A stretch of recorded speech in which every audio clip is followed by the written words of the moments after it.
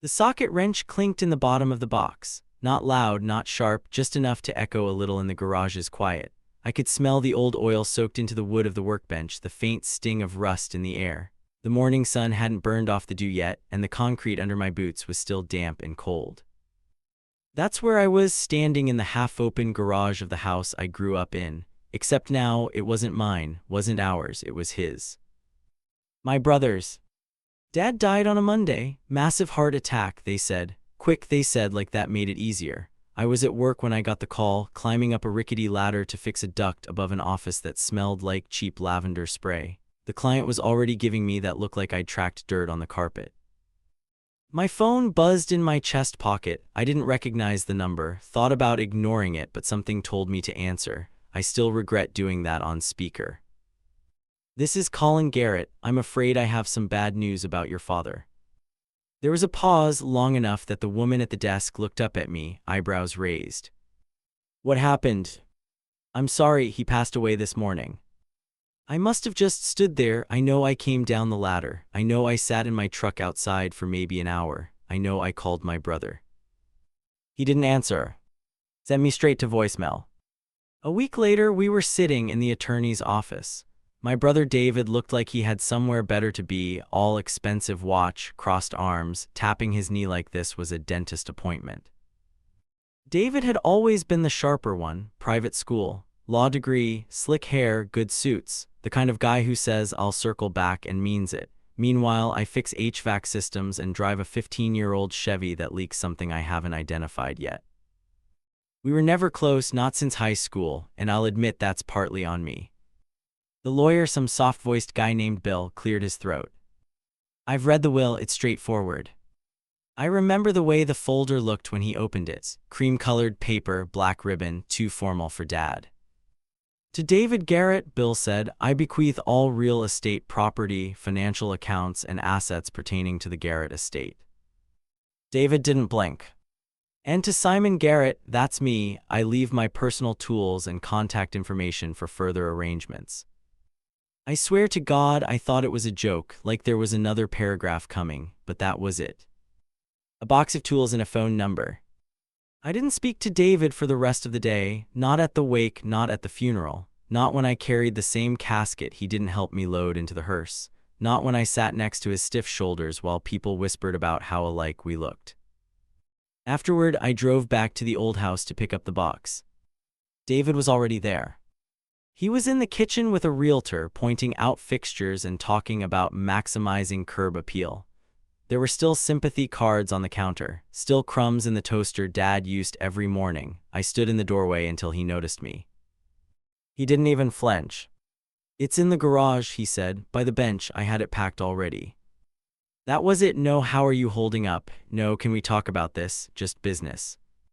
The box was plain, cardboard taped twice over, heavy enough that I had to rest it on my thigh before lifting. It smelled like metal and sawdust and old cigarettes. Dad's scent more than cologne ever was. Underneath the tools was an envelope. Inside, a folded slip of paper with a phone number I didn't recognize and 4 words. Call if you need. That's it. Not a name, not a note. I saved the number in my phone anyway, labeled it Dad's contact. That night I called it. It rang 7 times before going to voicemail. No name, no message. Just a beep. The next few days were quiet. I went back to work, fixed a busted heating unit in a preschool, listened to a 5-year-old tell me I looked like her dad, laughed when she asked why my hands were so dirty. But every night I looked at that number. I called 3 more times, same thing, no answer, no text, just silence. David, meanwhile, was posting photos. Excited to start a new chapter, he wrote on Instagram under a picture of the house, now stripped of the front porch swing and painted beige. I stared at that caption for maybe a minute, then I wrote something, deleted it, wrote something else, deleted that too.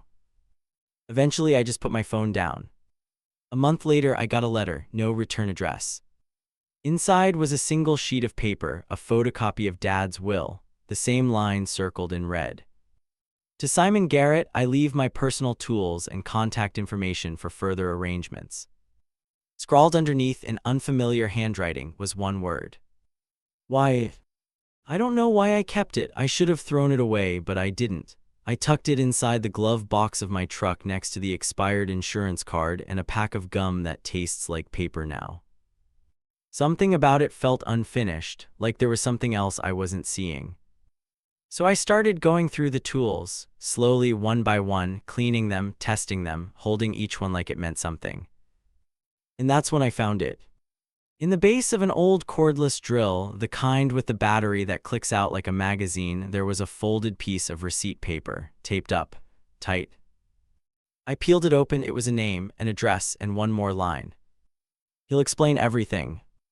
It took me 3 days to work up the nerve. I kept telling myself I was being dramatic, that it was just some old friend, some neighbor Dad used to play cards with, but a part of me, I don't know, I think I wanted it to be more. The address was 3 towns over, middle of nowhere. I went on a Sunday.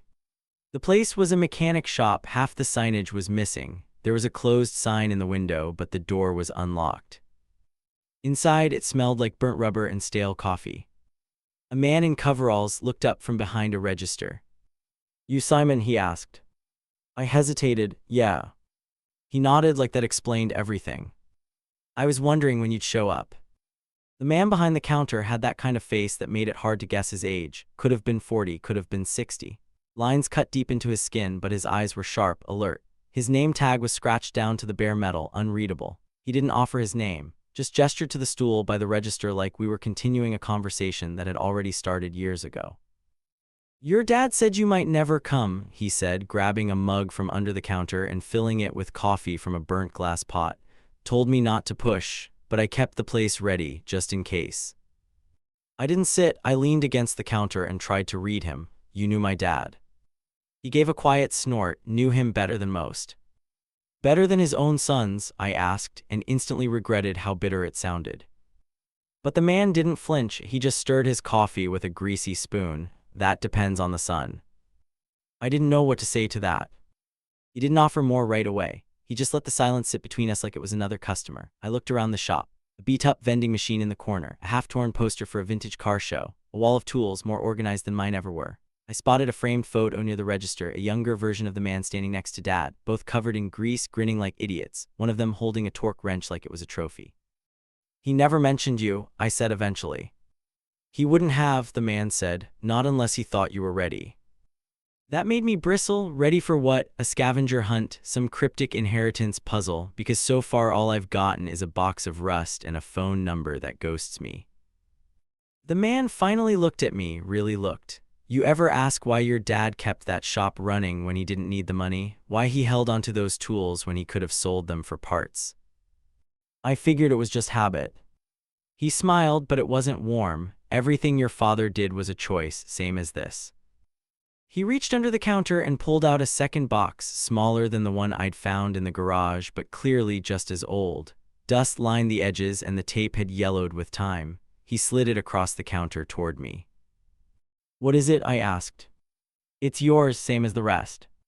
I took the box back to my truck, didn't open it right away, just sat with it on the passenger seat for a while, watching cars go by on the empty stretch of road outside. There was something about the weight of it, not just physical, like whatever was inside could shift everything. Eventually, I peeled the tape and lifted the lid. Inside was an envelope, and under that, a thick stack of notebooks. Real old-school composition books, the kind with the black and white covers. Every one of them had my dad's handwriting on the front. Dates, locations, job notes. And receipts. Dozens of them paper-clipped together, repairs done, parts replaced, engine diagnostics. All handwritten, signed at the bottom with no charge. And in the envelope, a letter. "Simon, if you're reading this, it means I didn't get the chance to say this in person. There's more to what I left you than tools. This shop, these records, they're part of something I've been doing for years, fixing what people couldn't afford to fix, helping folks who were stuck, not charity, just quiet work. I didn't leave you money because I knew you wouldn't waste time chasing it. You know how to use your hands, you know how to listen. That's worth more than you think. Call the number again, this time leave a message. Dad." That night, I sat in the cab of my truck and stared at my phone for a long time. I didn't even notice I'd dialed until I heard the ringing. It went to voicemail like before. But this time I spoke. "Oh, this is Simon Garrett. I got the box. I read the letter. If this means something to you, call me back. If it doesn't, well, then I guess I'm talking to the void. Either way, thanks." I ended the call and felt stupid. But 2 hours later, the phone rang. Unknown number. I picked up. Simon, the voice was female, older, warm, but cautious. "Yeah. This is Marlene. I was a friend of your dad's. He said if you ever called, I should help you get started." Marlene lived in a trailer park a few miles out of town. Said she used to run a small engine repair shop before her arthritis got too bad. Now she just fixed what she could from home. When I pulled up the next morning, she was sitting on a lawn chair with a mug of something that smelled like cinnamon. "You're taller than I expected," she said as I got out. "He never said I was tall." "He said you were stubborn," she said and smiled. "That usually comes in short packages." She led me inside. The place was cluttered but clean, tools hanging on walls, shelves lined with labeled jars, the kind of place where nothing ever truly got thrown away, just repurposed. She handed me a folder. Jobs he couldn't finish. Some are from folks who don't know he's gone yet. Others are from people who figured he'd send someone eventually. I looked down at the list, handwritten notes in the margins, addresses, names. I flipped to the second page. There, underlined twice, was my own name. My address. "What's this?" Marlene leaned back. "That one's from him. Said you'd know when to read it." It was a sealed envelope, thicker than the first. Inside was a longer letter, more careful, more personal. "Son." There were things I didn't know how to say when I was alive, things I didn't know how to show. Maybe that's my fault, maybe it's the way I was raised. But this work, helping people, it helped me feel whole, gave me purpose. I wanted to share that with you, but I didn't want to force it. You had your own life, your own path. Still, I hoped. Not because you needed fixing, but because you know what it means to be useful, and there's honor in that. If you're willing, I want you to finish what I started. The shop's still under my name. Marlene will help you with the paperwork. I know your brother got the house, the money, but you got something else. You got me. Dad. I sat there a long time. Didn't cry. Didn't speak. Just held the letter and let the weight of it settle. That was the first time I really felt like I'd inherited something. The next few days were a blur of old tools, dusty records, and long drives to fix things no one else would touch. A leaky sink for a single mom whose ex left her with more bills than furniture. A broken wheelchair lift for an old man who hadn't left his porch in 2 weeks. A heating system in a church basement that never made the prayer list. I didn't charge anyone. I didn't post it anywhere. But word got around. And every time I looked at those tools, I stopped seeing them as leftovers. They were blueprints. Instructions. A language only my dad and I spoke. And then came the call I didn't expect. David. His name lit up my screen like a flare in the dark. I picked up, "Hello." There was silence on the other end, then a breath. "I found one of his notebooks," he said. "It was in the attic, hidden under the floorboards." "What kind of notebooks?" "A list of names, repairs, journal entries. There's a line in there about me." "What does it say?" He hesitated. "David has a good heart, but he won't understand until he loses what he thinks he's owed." I didn't say anything. Neither did he for a while. Then he asked quieter, "Can we meet?" We met at a diner halfway between his condo and the shop. It was one of those places that hadn't changed since the 80s, cracked red booths, faded photos of local baseball teams, a jukebox that still worked if you hit it hard enough. The smell of burnt coffee and overcooked bacon soaked into the walls. I got there first and took the corner booth. David walked in wearing a blazer over a black t-shirt, the kind of outfit that said, "I want to look casual but important." He hesitated when he saw me. I nodded. He sat. Neither of us said anything for the first few minutes. The waitress poured him coffee and didn't ask what he wanted. She must have assumed he was just here to talk. She wasn't wrong. He stared into the mug for a while before speaking. "I didn't know about the shop." I gave him a small shrug. Not many people did. He left me the house, the stocks, the accounts, but he never mentioned any of this, not once. I leaned back. "Maybe he didn't think you'd care." David flinched. "That's not fair." "Isn't it?" He looked up, his eyes tired, not angry, not smug, just tired. I'm not the bad guy, Simon. Then who is? He didn't answer. He reached into his coat pocket and pulled out the notebook. It was thicker than the others I'd seen, more like a journal than a logbook. He slid it across the table to me. I read all of it twice. I looked down. The handwriting was unmistakably Dad's, clean, precise, never rushed. David kept talking. He wrote about you a lot, things you two did when you were a kid, how you always helped in the garage, how you were the only one who didn't complain about getting your hands dirty.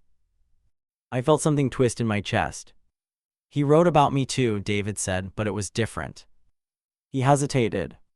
He said I was smart, ambitious, that I'd probably make money, but he didn't think I'd ever slow down long enough to notice what matters. I looked up at him. He was still staring into his coffee like it might tell him something. You ever think about why he split things the way he did? David asked. I've thought of nothing else. I took the notebook home. Read it cover to cover that night, sitting on the floor of my apartment because I couldn't bring myself to sit on the couch. It felt too soft for what I was reading. It wasn't just a diary. It was a map of our family, told in busted water heaters, long drives, and the kind of repairs nobody brags about. He wrote about how David got scholarships, jobs, promotions, how he showed up to birthdays with expensive gifts but never stayed longer than 20 minutes. He wrote about me, how I once fixed the neighbor's fence in the rain just because it looked like it needed doing, how I didn't ask for money, how I never asked for anything. Then near the back he wrote this. David inherited my success. Simon inherited my soul. I read that line 10 times, maybe more. The next day I went back to the shop. Marlene was waiting. She'd already heard from David. He called me, she said, wanted to know if he could help. I raised an eyebrow. What'd you tell him? That I wasn't the one he needed to ask. I didn't say anything. She handed me a clipboard. More jobs came in. That week I saw a side of my brother I'd never seen. He showed up early in jeans and a t-shirt, no fancy watch, no phone glued to his hand. The first job we worked was a busted sump pump in an old woman's basement, smelled like mildew and cat pee. David gagged twice, but he didn't leave. He handed me tools, asked questions, didn't complain. That night, we sat on the back step of the shop, eating takeout from a bag that smelled like garlic and old grease. For the first time in years, we talked like brothers, not like people waiting for the other to flinch. I think I hated him for a while, David admitted. Dad. He nodded. When I was in college, I thought he didn't care about what I did, thought he wanted me to be like you. I didn't know what to say, so I just listened. He continued, but now I think maybe he didn't want either of us to be like him. Maybe he just wanted us to be better in our own ways. I nodded slowly, and maybe he knew we wouldn't figure it out until we didn't have him around to explain it. A few weeks passed like that. Fixing things. Delivering parts. Answering calls. We put a new sign on the shop, Garrett & Sons Repair. Not because we were trying to build a brand, but because it felt like a promise. When we were finally ready to keep. But not everything stayed quiet. One night, just after locking up, a man knocked on the shop door, late 40s, grease on his hands, nervous energy in his step. You Simon? He asked. Yeah.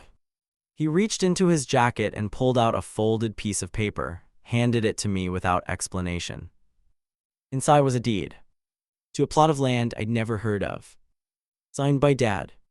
Dated 3 months before he died. I don't understand, I said. The man scratched the back of his neck. Your dad bought that lot from me, said it was for you and your brother, told me to wait till you both were working together before handing it over. I blinked. What's on the land? Nothing, he said, just space, a clean slate. That night David and I drove out there. It was on the edge of town, quiet, undeveloped, just trees and a bit of gravel path. We stood there, hands in pockets, looking at nothing. And somehow it felt like everything. He really thought this far ahead, David said, voice low. I nodded. Looks like. What do we do with it? I looked over at him. What do you want to do with it? He thought for a long time. Then he said something that would have made him proud. The next few days we made calls. Architects, permits, local suppliers. We weren't rich, not even close, but we had the shop, we had our hands, and we had Dad's name. That was enough to start. And through it all, the tools stayed with me. Every socket wrench, every dented hammer, every oil-stained screwdriver. They weren't just tools anymore. They were stories. One morning, while organizing the bench drawers, I found something wedged in the corner. A tape cassette, old, labeled in black marker. For the boys. I didn't have a player at the shop, but Marlene did. She pulled it out of an old boom box that she swore hadn't worked in years, but did just this once. We sat in her kitchen, listening to the crackling hum before his voice came through. If you're hearing this, then I'm probably gone. Don't make this weird, I hate long goodbyes. Just know that I'm proud of both of you. I didn't always say it. Hell, I didn't always show it. But I was watching. And what I saw, even when you two couldn't see it in each other, was heart. Different kinds, but strong. That's why I split things the way I did. One of you needed stability, the other needed purpose. I trust you'll figure out the rest together. There was a long pause on the tape. Then and for God's sake, check the damn oil in the truck. We laughed, both of us, hard. Maybe harder than we had in years. We broke ground on the land that fall. The first few weeks were all dirt and permits, measuring tape and debates over gravel versus concrete. We weren't contractors, and we weren't building some empire, just a small structure. A second bay, a side building, something useful, a place for free repairs, donations, walk-ins, and maybe even a few apprenticeships down the line. We wanted to build what Dad had started, but bigger. Not richer, just wider. David surprised me during those months. He didn't just show up, he stayed. He swept. He installed wiring. He skinned his knuckles on sheet metal and didn't whine once. Sometimes I'd catch him looking over at the box of tools, the original set Dad left me. I offered him one once, a rusted pair of pliers, handle taped in 2 places. I expected him to decline. But he took them gently, held them like they were made of glass. These were his, he said quietly. Yeah. He nodded, I get it now. We didn't advertise what we were doing, but people noticed.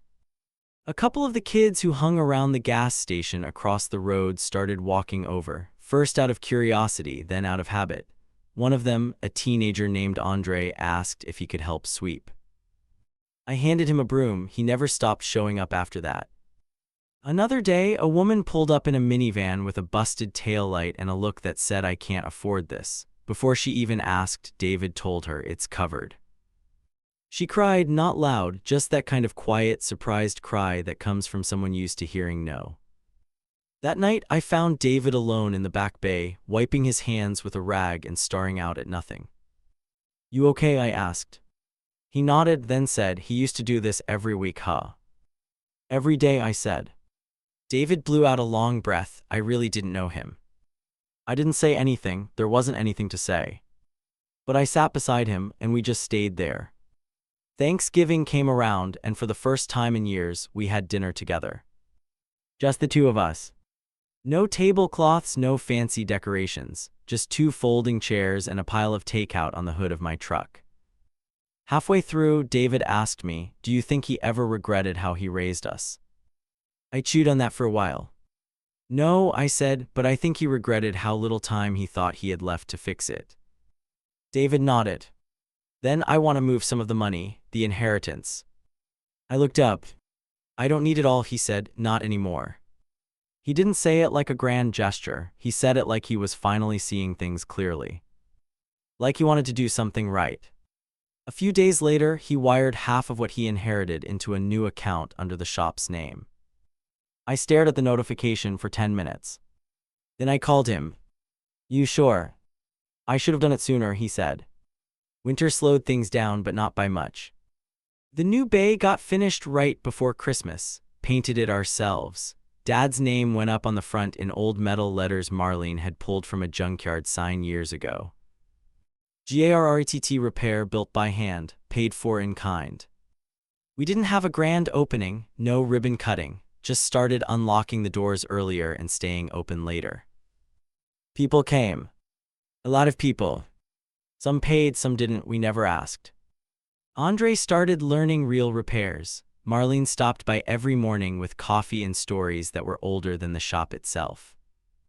Even David started teaching in his own way. He wasn't the kind of guy who explained how to fix something, but he could listen, he could ask the right questions. He could say, "We'll figure it out." And he did. Then in late January, I got a letter. No return address, again. Same handwriting as before, the one that had written "Y" on the will copy. This time just one sentence. "He gave you the right tools, don't stop using them." I don't know who wrote it. Maybe it was someone Dad helped. Maybe it was someone watching from the sidelines. Maybe it was Mom, maybe it was just someone who needed to say it. Didn't matter. I pinned it to the corkboard above the tool bench. And I never stopped looking at it. One day I was under a car, shoulder deep in a broken axle, when David crouched beside me and asked, "You ever think about selling the condo?" "Yours." He nodded. "Why? I don't really live there anymore." He wasn't wrong. Most nights he crashed on the cot in the shop office. Most mornings he beat me in. I shrugged. "Do what you want." He grinned. "You think we could build a little apartment above the bay, just a couple rooms, maybe a kitchen?" I smirked. "Only if you install the plumbing." He groaned. "God help me." We did it. Took months, permits were hell. Marlene had to argue with the city planner twice. But eventually, above the bay, we built a small space, 2 rooms, kitchen, bathroom, tiny balcony. He moved in, I stayed in my apartment for now, but I knew that too would change. We were building something slowly, deliberately. The kind of thing you can't rush. I found another note, this one in a wrench roll, one I hadn't opened since the first week. Just 2 words scrawled in faded ink. "Fix forward." That became our motto. Printed it on a sticker, put it on the side of the coffee machine, slapped it on the back of the shop van. David had it stitched into his cap. Not everything was easy. We argued sometimes. Over money, hours, what tools to replace. But it always ended with a shrug and a laugh, or, at worst, a quiet handshake. There was no scoreboard anymore. No inheritance to fight over. Just the work. And the people who needed it. Then one morning in March, I got a call. Blocked number. I let it go to voicemail. When I checked the message, it was short. "Check the drawer under the shop register, there's something you missed." I ran to the front. Pulled the drawer. Taped to the underside was a small envelope. Inside, a key. And a hand-drawn map. The address on it was back near the old house. I told David. He didn't ask questions. We drove there together. It was a storage unit. Unassuming, half-rusted. The key fit perfectly. Inside was another box.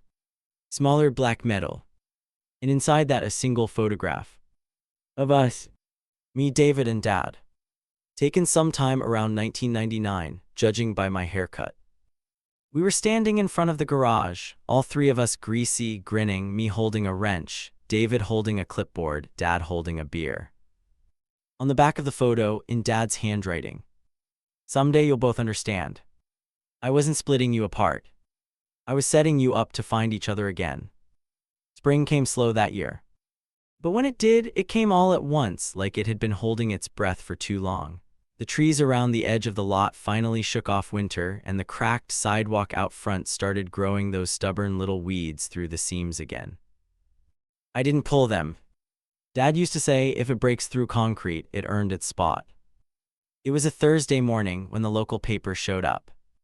Some reporter named Jasmine, 20-something, bright-eyed, curious in a way that meant she hadn't been worn down yet. She said she'd heard about what we were doing. Free repairs, community hours, shop classes for high school kids. "Everyone I talked to kept saying your dad started it," she said, "but you and your brother built it into something bigger." David smiled, awkward as ever. "We didn't build anything, we just kept going." She nodded like that was a better quote than anything she'd expected. A week later, we were on the front page of the community section. Big photo of us standing under the Garrett repair sign, grease-stained and squinting into the sun. I clipped it and stuck it next to the cash register. Marlene framed hers. Andre folded his up and carried it in his backpack like a lucky charm. I think that's when it really hit me. Not the photo, but the idea that we'd become the kind of place people believed in. We held a small open house in June, nothing big, just some hot dogs on a grill, a cooler full of soda, and a bunch of fold-out chairs borrowed from the church 2 blocks over. People came. Some brought casseroles. Some brought stories. An old man stood by the door and told me how my dad once fixed his lawn mower and refused payment. A woman with 2 kids said her brakes had gone out right before a job interview, and my dad showed up at 6:30 in the morning to fix it on the spot. There were dozens of stories like that. I'd never heard most of them. Neither had David. He just kept looking around, quiet, like he was finally seeing the full shape of the man we used to argue about. Later that night, after everyone had left, David and I sat on the curb with cold sodas in hand. "You ever wonder what it would have been like if we got all this earlier?" he asked. "You mean the shop?" "No," he said, "each other." I thought about that for a long time. Then I said, "I don't think we'd have known what to do with it back then." David nodded, "Probably would have thought about what color to paint the walls." I smiled, "Still might." He laughed, "Fair." Then he got serious again. "But I'm glad we found our way here, even if it was the long way." That night I went back to the original toolbox. I hadn't opened it in months. Inside, everything was still where I left it, like some museum display of my dad's hands. I reached in and pulled out the wrench I'd used the first day I worked alone. The grip was still wrapped in electrical tape, frayed at the edge. I turned it in my hands, testing the weight. Then I noticed something odd, a faint ridge in the bottom foam lining. I peeled it back. There, tucked underneath, was one final envelope. Different this time, thicker, sealed in plastic, labeled in Dad's handwriting. "Only open when you've built something real." My chest went tight. I sat down on the office chair and peeled it open slow. Inside were 4 things. A handwritten letter. A certificate of ownership for the shop land and building, officially transferred into mine and David's names. A faded photo of Dad leaning on the hood of his old truck, grinning. A check, not huge but enough, dated 3 days before his heart attack. The letter read, "Simon, if you're reading this, then you did it. You made something real, not just a building, but a life. I always knew you had it in you, not because you were the loud one or the successful one, but because you stuck around. You stayed when things were hard. You showed up when it wasn't convenient. That's what builds something real. I didn't leave you much on paper, but I left you every part of me that mattered. The tools were just the start. What you've made since, that's the real inheritance. Proud of you. Dad." I folded the letter, placed it back in the envelope, and just sat there. Not crying. Not really. Just full. Like something had finally clicked into place inside me, something that had been out of alignment for years. A month later, David moved out of the loft and into a house 2 blocks away. Said he needed more space for the dog he just adopted, some floppy-eared rescue mutt named Benson, who immediately took over the shop like he owned it. Andre graduated that summer, got a scholarship to a technical college 2 hours away. Before he left, he came by and handed me a drawing charcoal sketch of the shop with the big bay door open and the sign above glowing in imagined light. I framed it, hung it by the door. Underneath it, I put a small brass plaque. In memory of William Garrett, the man who built with his hands and taught us to do the same. I still call the number sometimes. The one Dad left. Still goes to voicemail. But I like hearing the ring. I like that it still exists. Like he's just in the other room, like he'll pick up any second. People ask me if I regret how things turned out, if I wish I'd gotten the house or the stocks or the money. But every morning I turn the shop key in the lock, feel the slight give in the handle, hear the soft clunk of the bolt sliding home, and I know the truth. I inherited everything I needed. A box of tools. A name worth something. And a brother I finally understand. If this story moved you, subscribe for more real-life confessions and emotional journeys like this one.